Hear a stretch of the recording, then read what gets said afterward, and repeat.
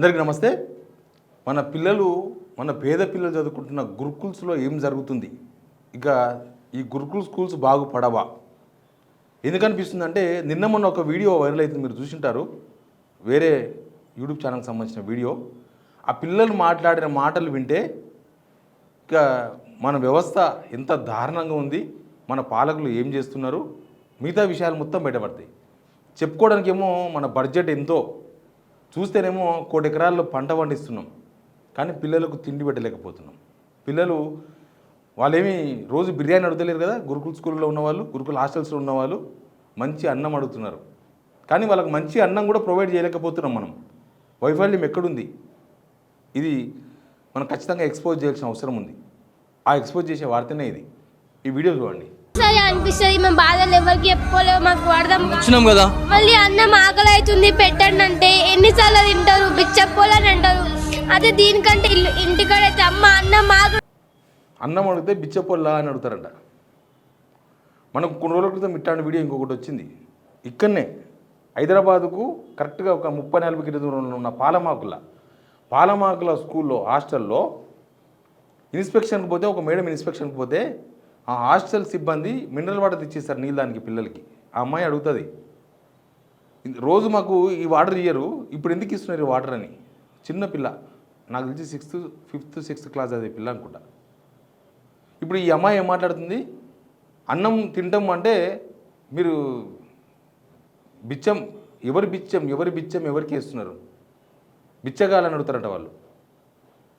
ఇంకా ఇంతకన్నా దారుణం ఉంటుందా? మొన్న నిర్మల్ జిల్లా దిలవర్పూర్లో కూడా ఒక ఇన్సిడెంట్ జరిగింది. ఒక ఇన్సిడెంట్ కాదు, జరిగినవి చాలా ఇన్సిడెంట్. ఇప్పటికీ 51-52 మంది పిల్లలు చచ్చిపోయారు. ఫుడ్ పాయిజన్ అంటారు, పాములు కరుస్తాయి. ఆ పిల్లలకి 51 మంది లిస్ట్ ఉంది, కానీ ప్రభుత్వం మాత్రం పట్టించుకోలే. కనీసం ఇప్పటి వరకు ఒక సమీక్ష కూడా చేయలే. ఒక సమీక్ష, గురుకుల హాస్టల్స్ బాగుపడేది ఎట్లా, మేము 40% కాస్మెటిక్ ఛార్జెస్ పెంచినాం, వాళ్ళకు ఫుడ్ మారుస్తున్నాం, సన్నబియ్యం పెడుతున్నాం, అది మాటలకే పరిమితం. దిలవర్పులో ఏం జరిగిందో చూడండి, చూసిన తర్వాత మాట్లాడడం. మొన్న వరుస ఇన్సిడెంట్స్ తర్వాత, చాలా ఇన్సిడెంట్స్ జరిగిన తర్వాత 14వ తేదీన, డిసెంబర్ 14వ తేదీన సీఎం రేవంత్ రెడ్డితో పాటు మినిస్టర్లు, కలెక్టర్లు అందరూ ఆకస్మిక తనిఖీ పోయినారు. ఒకరోజు ముందే ఒకరోజు ముందు చెప్పి మేము ఈ హాస్టల్కి వస్తున్నామని చెప్పిన తర్వాత అది ఆకస్మిక తనిఖీ ఎట్లయితుందో తెలియదు, కానీ ఆకస్మిక తనిఖీ అనే పేరుతోన ఒకరోజు ముందే మీడియాకు సమాచారం ఇచ్చి హాస్టల్స్లో అన్ని ఏర్పాట్లు చేసుకొని పోయి చూసేసారు. ఆ తర్వాత ఏమైనా తగ్గిందా? ఆ తర్వాత 14వ తేదీ తర్వాత తగ్గిందా? మొన్న సండే ఏం జరిగింది చూడండి. దిలవర్పూర్లో స్కూల్ ముందల సిచ్యువేషన్ ఇది.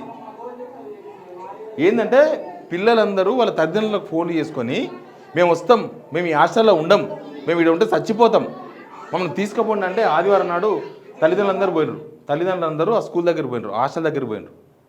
పోతే గేట్లు వేసి తల్లిదండ్రులు బయట, పిల్లలు లోపల అంతా రెడీ చేస్తున్నారు. బ్యాగ్స్ మొత్తం రెడీ అయిపోయినాయి. పిల్లల బ్యాగ్స్ మొత్తం రెడీ చేసుకొని లోపల ఉంటే పిల్లలు లోపల పోనీయలేదు, లోపల కూర్చున్నారు. లోపల వీళ్ళంతా ఇంటికి పోనీకే రెడీ అయిన వాళ్ళు.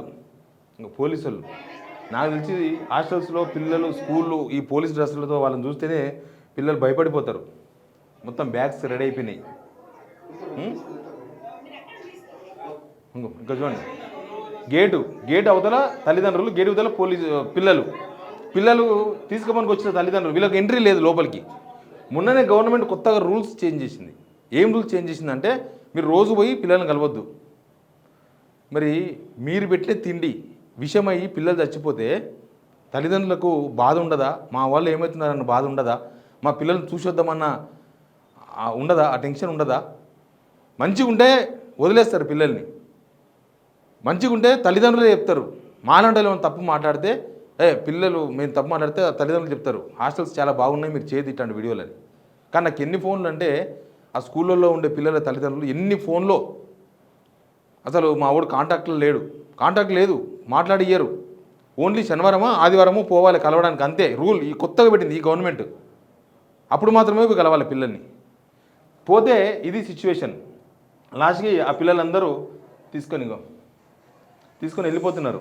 ఈయన మాట్లాడతారు, ఒకసారి వినండి. ఇక్కడ చూడండి, ఒకసారి వినండి.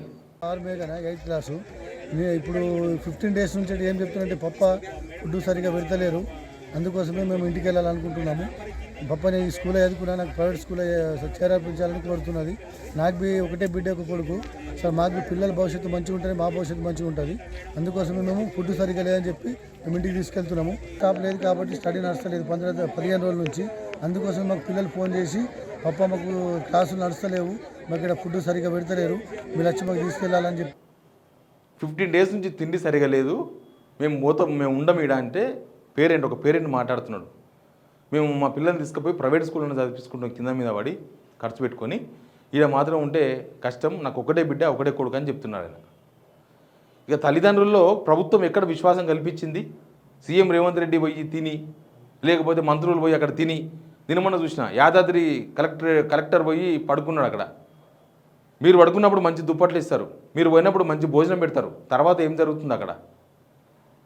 తర్వాత ఏం జరుగుతుంది చూసినావు కదా వీడియో. అన్నం అడిగితే మీరు బిచ్చపోల్లా అని అడుగుతున్నారంట వాళ్ళు.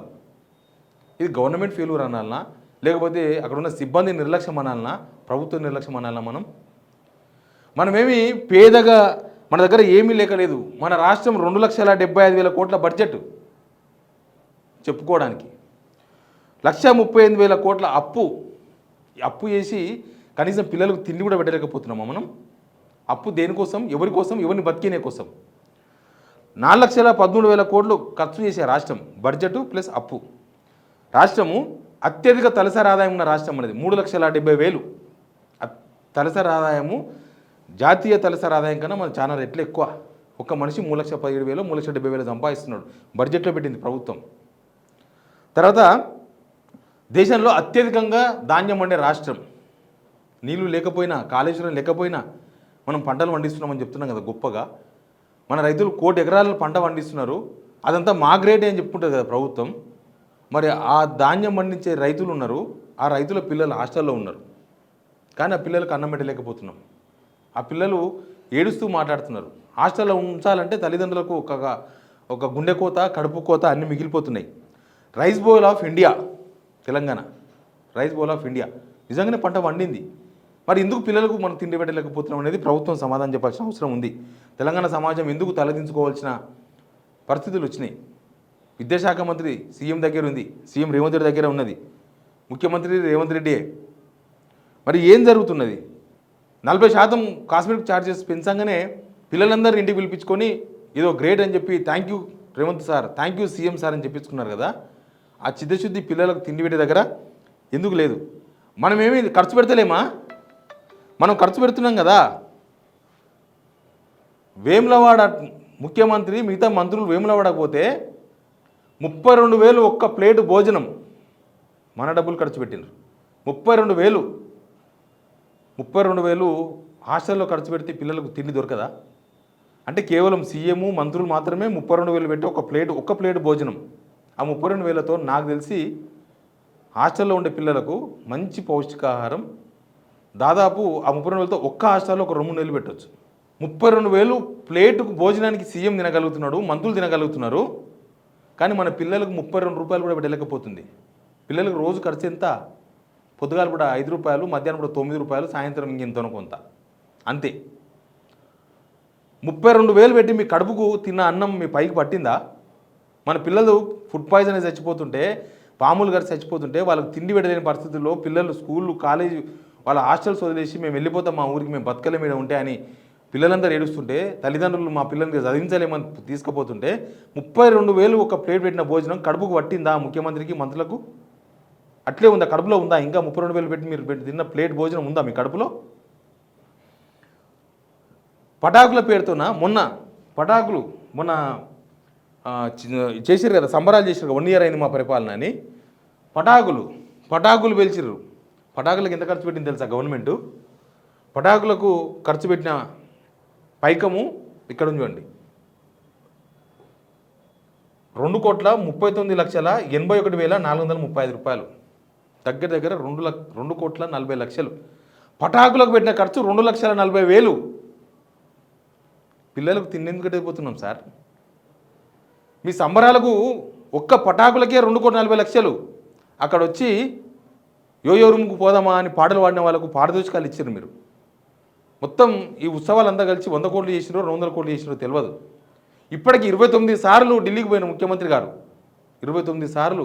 దానిలో రకరకాలుగా స్పెషల్ ఫ్లైట్లు, ఆయన వెంబడి ఒక గ్యాంగు, అందరూ ఢిల్లీ దాకా పోయినారు కదా. మీకు ఉత్తగానే వచ్చినాయి సార్ డబ్బులు? పిల్లల హాస్టల్లో తిండి పెట్టలేని మనము ఈ సోకులు పడుతున్నాం కదా, ఏం సమాధానం చెప్తారు మీరు? దావోస్ పోతున్నాము. మీరు ముఖ్యమంత్రి సంవత్సరం అయింది, ఆల్రెడీ దావోస్ పోయి వచ్చిండ్రు, మళ్ళీ దావోస్ పోతున్నారు, ఆస్ట్రేలియా పోతున్నారు, మంత్రులు ట్రిప్పులు తిరుగుతున్నారు. ఒక్కొక్క మంత్రి, ప్రతి మంత్రి, ఏ మంత్రి కూడా విదేశాలకు పోని మంత్రి లేడు. విదేశాలకు పోతున్నారు స్టడీ అనే పేరుతోన. స్టడీ చేసి ఇచ్చి ఏం చేస్తున్నారో తెలియదు మంత్రులు. టూరిజం మంత్రి జూపల్లి కృష్ణారావు మామనార్ జిల్లాకు సంబంధించిన అందరు ఎమ్మెల్యేలను తీసుకొని టూరిజం టూర్ అన్నాడు. వాళ్ళందరి ఖర్చు మనదే, వాళ్ళ తిండి మనదే, వాళ్ళ తాగింది మనదే, లాస్ట్కు వాళ్ళు యూజ్ చేసుకున్న టాయిలెట్ ఖర్చు కూడా మనదే. మా జిల్లా వాళ్ళు పోయింది. ఇక అట్లా చెప్పుకుంటూ పోతే ఢిల్లీ పోతే ఉత్తా ఖర్చు అవుతుందా? ఢిల్లీ పోయినప్పుడు ఎన్ని లక్షల కోట్లు ఖర్చు అవుతుంది? టీఎస్ నుంచి టీజీకి మార్చి, పోలీసు వాళ్ళ లోగోలు మార్చి, నేమ్ బోర్డ్స్ మార్చి, అన్నీ మార్చి దగ్గర 3,000 కోట్ల ఖర్చు దానికి పెడుతున్నాం కదా మనం. పిల్లలకు తిండి పెట్టలేకపోతున్నాం సార్. 30 రూపాయలు తిండి పెట్టలేకపోతున్నామా మనం? ఇంతకన్నా దౌర్భాగ్య స్థితిలో ఉన్నామా మనం? అప్పు చేసినాము, ఇన్కమ్ రకరకాల జిఎస్టీలు వసూలు చేస్తున్నాము జనాల దగ్గర నుంచి, 1 కోటి ఎకరాల పంట పండిస్తున్నాము. ఏమవుతుంది? పిల్లల వరకు వచ్చేవరకు ఎందుకు గవర్నమెంట్ అలసత్వం, నిర్లక్ష్యం?